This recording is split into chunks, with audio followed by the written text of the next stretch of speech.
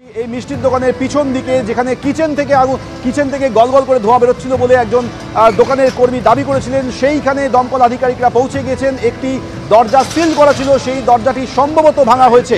প্রথমে যেহেতু সেই সিল করা দরজা দিয়ে ঢুকতে পারছিলেন না, তাই অন্যদিকে দেয়াল ভেঙে শাবল জাতীয় কিছু দিয়ে এই ধোঁয়া বেরোনো রাস্তা করে দিচ্ছিলেন ডিজাস্টার ম্যানেজমেন্ট গ্রুপ এবং দমকল আধিকারিকরা। এই মুহূর্তে সেই কিচেনে প্রবেশ করা সম্ভবত চেষ্টা করছেন দমকল আধিকারিকরা। এখান থেকেই গলগল করে ধোঁয়া বেরোচ্ছিল। পার্থপ্রতিম ঘোষ সর্বশেষ ছবিটা তুলে ধরবে। পার্থ, দেখে একেবারে অনেকটা নিয়ন্ত্রণের মধ্যে আনতে পেরেছেন দমকল কর্মীরা। এখন একেবারে শেষ মুহূর্তে কাজ চলছে, কারণ যে জায়গা থেকে প্রচুর পরিমাণে ধোঁয়া দেখতে পাওয়া যাচ্ছিল সেই জায়গায় কিন্তু ধোঁয়া সেটা কমেছে এবং একটা জায়গায় অনেক কিছু স্টোর করে রাখা ছিল সেই দরজা ভেঙে একেবারে গ্যাস কাটার ব্যবহার করে, তার সঙ্গে কিন্তু গ্যাস কাটার ব্যবহার করে এবং শাবল দিয়ে সেই দরজা লকড অবস্থায় ছিল, সেই দরজা ভাঙলেন দমকল ও বিপর্যয় মোকাবিলা বাহিনীর সদস্যরা।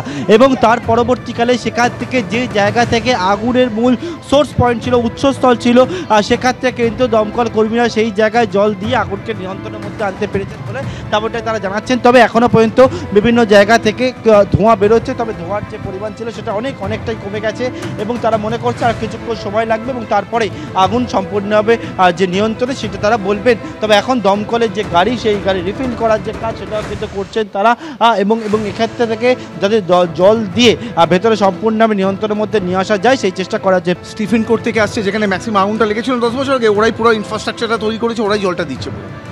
এই জল দেখতে পাচ্ছ যে জলের যে সোর্স পয়েন্ট সেটা কিন্তু একেবারে এখান থেকে গিয়ে পাশে স্টিফেন কোর্ট, তোমার নিশ্চয়ই মনে আছে এই স্টিফেন কোর্টে যে ভয়াবহ অগ্নিকাণ্ডের ঘটনা ঘটে, সেই স্টিফেন কোর্ট থেকে জলের যে সোর্স সেই জলটাকে তারা ব্যবহার করছে। আমি দেখবো ঠিক কোন জায়গা থেকে তারা এই জল নিয়ে আসার চেষ্টা করছেন। এখানে জল নিয়ে আসা হচ্ছে এবং এক্ষেত্রে দেখাবো যে দমকলের গাড়ি ভেতরে প্রবেশ করানো গেছিল ঠিকই, কিন্তু সেই জায়গায় যে সমস্যার মধ্যে পড়তে হয়েছে তাদেরকে, অর্থাৎ জল নিয়ে সেই জলের সমস্যা মেটানোর জন্য একেবারে কুইন্স ম্যানশনের পাশেই স্টিফেন কোর্টের সেই বহুতল বিল্ডিং, সেই স্টিফেন কোর্ট থেকে জলের সোর্স সেটা করা হচ্ছে। কারণ এর আগে স্টিফেন কোর্টের যে অগ্নিকাণ্ডের ঘটনা, সেই ঘটনার পর তাদের ফায়ার ফাইটিং সিস্টেমকে অনেকটা উন্নত করা হয়েছে এবং সেক্ষেত্রে একেবারে স্টিফেন কোর্ট থেকে সেই জলের সোর্স সেটাকে নিয়ে আসা হচ্ছে।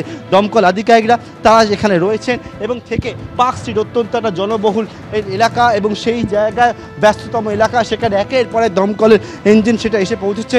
রাস্তার ছবিটা আবারও দেখাবো, প্রচুর সংখ্যায় ট্রাফিক পুলিশ কর্মীরা তারা এখানে এসছেন এবং এসে যাতে যান চলাচল ঠিকমতোভাবে করানো যায় সেই চেষ্টা করা হচ্ছে। বিপর্যয় মোকাবিলা বাহিনী, দমকল কর্মীরা তারা এসছে, অ্যাম্বুলেন্সকে রেডি করে রাখা হয়েছে এবং এক্ষেত্রে দেখতে পাচ্ছি অ্যাম্বুলেন্স, পুলিশ সবটা এখানে রয়েছে এবং পুলিশ কর্মীরা ট্রাফিক দেখছেন, অ্যাম্বুলেন্স প্রস্তুত করে রাখা হয়েছে। কুইন্স ম্যানশন বিল্ডিং, তার পাশেই স্টিফেন কোর্ট, সেই স্টিফেন কোর্ট থেকে জলের যে সোর্স সেইটাকে তারা নিচ্ছেন আমরা দেখতে পেলাম।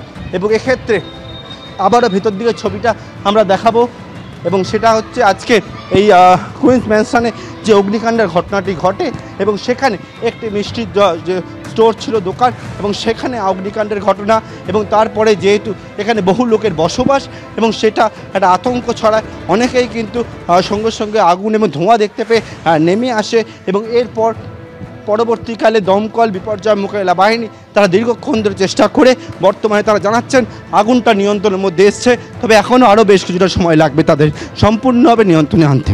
পার্থপ্রতিম, তুমি আমাদের সঙ্গে থাকো। লাগাতার জল দিয়ে কাজ চালিয়ে যাচ্ছেন দমকল আধিকারিকরা। এই মুহূর্তে পরিস্থিতি আগের থেকে অনেকটাই নিয়ন্ত্রণে, তবে সম্পূর্ণরূপে নিয়ন্ত্রণ করতে বেশ কিছুটা সময় লাগবে এবং এই খবর দিকে প্রতি মুহূর্তে আমাদের নজর থাকবে।